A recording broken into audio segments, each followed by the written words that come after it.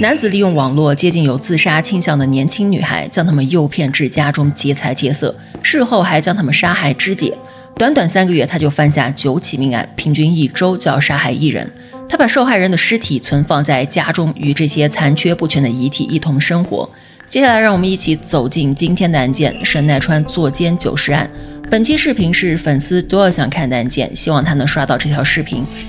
2017年10月24日，东京八王子市高尾警署接到一名男子报案，称他23岁的妹妹田村爱子失踪了。男子告知警方，他妹妹曾在推特上吐露过自杀倾向，还与一名可疑男子有过联系。警方在女网友的协助下锁定了嫌疑人白石龙浩。10月30日，警方一路跟踪白石龙浩来到他的公寓，在警方的追问下，白石龙浩支支吾吾地指着玄关处的冷冻箱说了一句“人在里面”。走进他的房间后，惊现8个箱子，里面满满当当全是受害者的残肢，其中包括9个头颅和200多块尸骨，场面触目惊心。白石龙浩于1990年出生在日本东京都町田市，4岁左右，他随家人搬到了神奈川县座间市，也就是本案的发生地。童年时期的白石龙浩就是个很普通的孩子，性格安静内向，属于那种在人群中没什么存在感的类型。高中毕业后，他在当地一家大型超市工作，不过干了2年就辞职了。此后他频繁换工作，干过销售，也在食品厂待过，后来又去了一家弹珠机店打工。在这里他认识了一位常客，在这位常客的介绍下，白石龙浩进入了成人行业，跑到东京新宿歌舞伎町的一家职业介绍所里当星探。工作性质呢，类似皮条客，专门给色情行业物色陪酒小姐。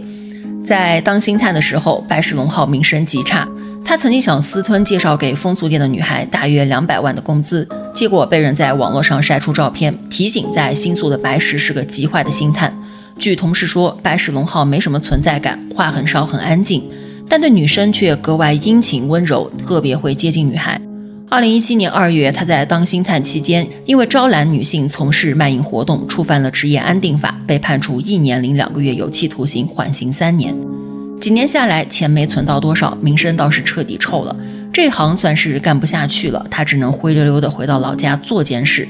他想过上好日子，但又不想努力，于是他凭借在风俗店学到的那些小伎俩，开始在网络上找女孩聊天，想着从她们身上骗些钱花。白石龙浩凭借以前接触女生的经验，觉得有自杀倾向的人特别容易掌控，于是他在3月15日开设了推特账户，开始发布一些类似我想自杀的虚假推文，以此引诱有自杀倾向的女性跟他互动。为了能更顺畅地跟他们交流，白石龙浩还特意在互联网上恶补相关知识。随着他的知识不断增加，对他话题感兴趣的人也越来越多。2017年8月，白石龙浩跟父亲说要搬出去住，嘴上说是要自力更生，可实际上是为了他的邪恶计划在铺路。其实这个时候，他已经在推特上结识了第1位受害者，21岁的三浦瑞纪。三浦瑞纪家住在神奈川县后木市，高中毕业后就在家附近的超市打工，之后又去了一家人力资源公司。据他的家人说，三浦是个顾家的乖乖女，下班后经常买菜回家。他以前的同学也说三浦很文静，总是面带微笑。8月8号，白石龙浩主动回复了三浦的推文，两人就此开始聊天。原本生活中毫无交集的2个人，却因为网络连接到了一起。8月13日，白石龙浩邀约三浦线下见面，当天三浦还带上了自己的男性友人西中将武，3人在公园里喝酒聊天，一直到天亮。这次见面后，他们在网络上的联系更加频繁了。白石龙浩在无意间得知三浦有一笔不小的存款，他顿时心生歹念，决定把那笔钱要弄到手。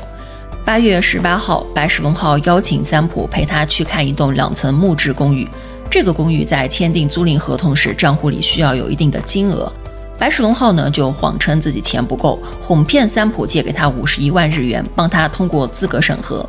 8月22号，白石龙浩搬进公寓，他因为不想偿还三浦的那笔借款，早早准备好了分尸工具，还在网上搜索切割方法。8月23日，也就是入住公寓的第2天，他竟以和我一起死为借口，邀请三浦到他的公寓。单纯的三浦信以为真，在家里留下一张想重新开始的字条，就傻乎乎的去做监室找白石龙浩。白石龙浩让三浦喝下掺有安眠药的酒，然后对他实施侵犯，接着用绳子将他勒死，事后还抢走他身上的几万日元。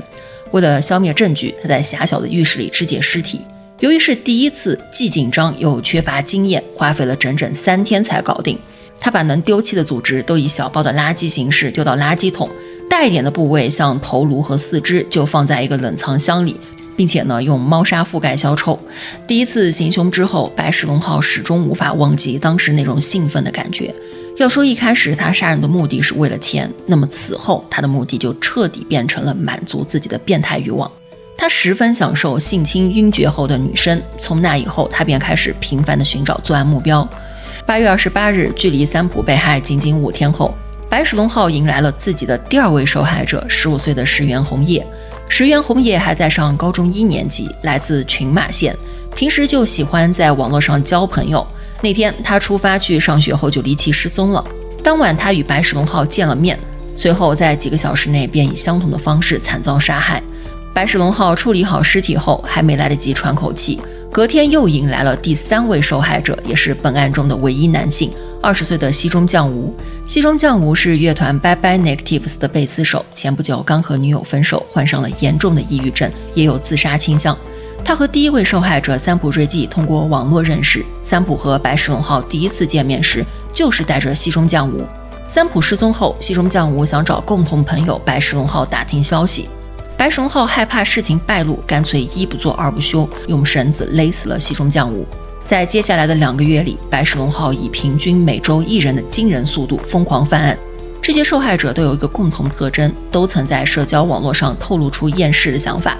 白石龙浩恰恰利用了这一点，注册了多个推特账户，其中一个账户网名叫吊井市，经常给那些想自杀的人出馊主意，比如自杀前别和家人联系，选什么方式比较好之类的。他专门盯着那些脆弱的灵魂下手，要是在社交平台上看到发类似厌世内容的账户，他立马就频繁地给这些账户发私信，甚至还搬出一系列理由，像可以帮助自杀，我们可以一起自杀，想尽各种办法把人诱骗到家里来满足自己的变态欲望。受害者依照失踪日期依次为19岁的根科日菜子，女子大学2年级学生，9月15日出门前留下一句我要去上班了，然后就神秘失踪。26岁的藤间仁美，9月13日夜班那天她突然早退，接着便消失得无影无踪。她当天还在推特发文，什么真的很想死，已经很痛苦了，满满的自杀倾向。17岁的须美，父母离异后与母亲一起居住，9月27日早上出门去学校后就没了踪影。17岁的久保夏海在推特上也表现出强烈的自杀倾向，经常给自杀话题点赞。9月30日他说去买午饭，这一去就再也没有回来。25岁的丸山一美10月18日在结束便利店的工作后也人间蒸发了。这些受害者一个接着一个失踪，就像被神秘力量吸走了一样。接着是本案的最后一名受害者，23岁的田村爱子。田村爱子出生在一个父母离异的家庭，高中没读完就辍学了。2014年她被诊断为精神分裂症，性格孤僻又腼腆。2017年6月，田村爱子的母亲去世，她的精神状况急转直下，在社工人员的安排下，她住进了东京八王子市的一个集中宿舍。这个宿舍实际上是一家精神病院经营的，提供一些心理辅导。搬进宿舍后不久，田村爱子就开始在网上征集一些自杀的人。10月21日，田村爱子告诉辅导员她要出门去看眼科，之后就没了音讯。哥哥从23号开始就再也联络不上妹妹，只觉大事不妙的他隔天就来到了妹妹的宿舍，使出浑身解数开始寻找妹妹的踪迹。在成功破解妹妹的推特账户后，他发现妹妹曾发表过一篇推文，文中表示自己想死，但一个人感到很害怕，如果有谁愿意一起，请私信我。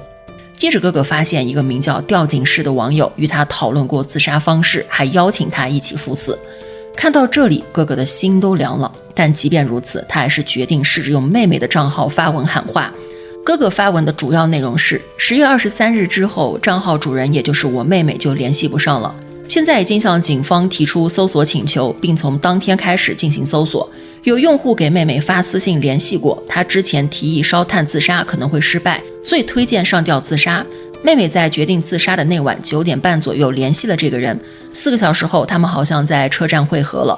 这些推文在发送后，没想到一位女网友小 A 还真的回复了他。小 A 表示，那名叫吊井石的用户也跟他有过联系，如果需要的话，他可以提供帮助。10月24日，哥哥向高纬市警署提交了自己的搜查报告。警察随即调查了街道监控，发现10月23号的时候，田村爱子的身影出现在座间市的相舞台前站，而且他身边还有一名神秘男子同行。为了进一步确定这名男子的身份，警方与小 A 达成协议，让他大胆地去和推特上的那名用户约见面。10月30号，警方悄悄埋伏在两人约定的车站。男子现身之后，警方赶紧让小 A 告知对方，说自己临时有事来不了了。男子收到信息，二话不说，转身就离开了车站。此时的他完全不知道自己已经被警察给盯上了。他们一路尾随男子来到他的住处，等他进屋后，警方立刻上前敲门盘查。门刚打开，一股恶臭扑面而来，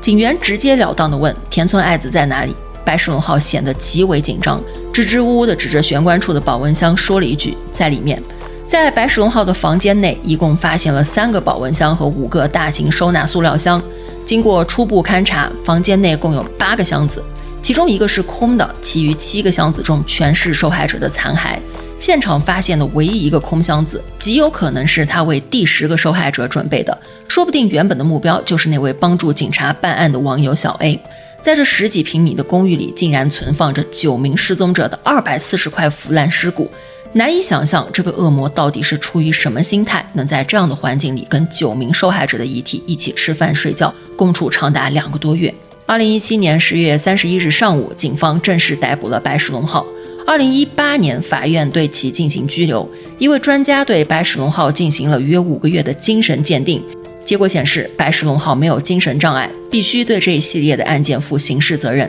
由于本案受害者人数众多，证据数量庞大，所以从起诉到审判经历了漫长的时间，一共举行了23场听证会，耗时3年才收集好能将凶手定下重罪的决定性证据。审判的争议焦点聚焦在2个问题：一是9名受害人是否真的同意被杀害；二是被告人白石龙浩该不该被判死刑。辩方立场始终明确，坚称白石龙浩的受害者都有离世的意愿，所以他只是起到了辅助作用。毕竟他们有众多被害者的贴文和聊天记录作为证据。可在2020年10月7日的法庭上，白石龙浩竟然拒绝回答自己辩护律师的问题，反倒是控方的提问他都一一回应。白石龙浩说，其实受害者没有一个是真的想死，他们在遭到攻击的时候，如果还清醒着，都有过激烈的反抗。另外呢，他还表示自己连续杀人是在追求自身快乐，杀第2个人时还觉得有罪恶感，但之后罪恶感就变淡了。这些言论击碎了他活下来的希望。在场的辩护律师听到他这么说，简直被气得都要吐血了。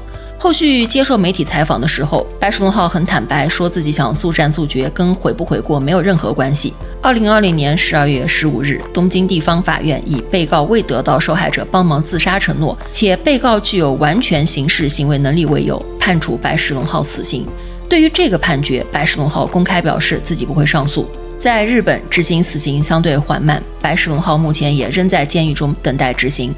白石龙浩被捕后，经营推特的日本子公司于2017年11月7日更新了用户使用条款，规定用户不得提倡或鼓励自杀或自残。推特如果收到关于自杀或自残的举报，将采取多种手段进行干预。至于那栋凶宅在解封后，房东委托管理公司出面找了一家神社过来做法事，这间公寓呢也很快迎来了新的租客。我想告诉正在看这条视频的朋友，生命是宝贵的，无论你正在面临怎样的困境和痛苦，都请不要放弃。这个世界虽然不完美，但总有温暖和希望存在。不要给那些心怀恶意的人有可乘之机，不要让邪恶的人影响你的判断。如果你有伤害自己的念头，请一定要找专业的人士协助。请相信你不是孤单的，有许多人愿意帮助你走出困境。你的生命值得被珍惜，值得拥有美好的未来，请勇敢地活下去，为自己也为那些爱你的人。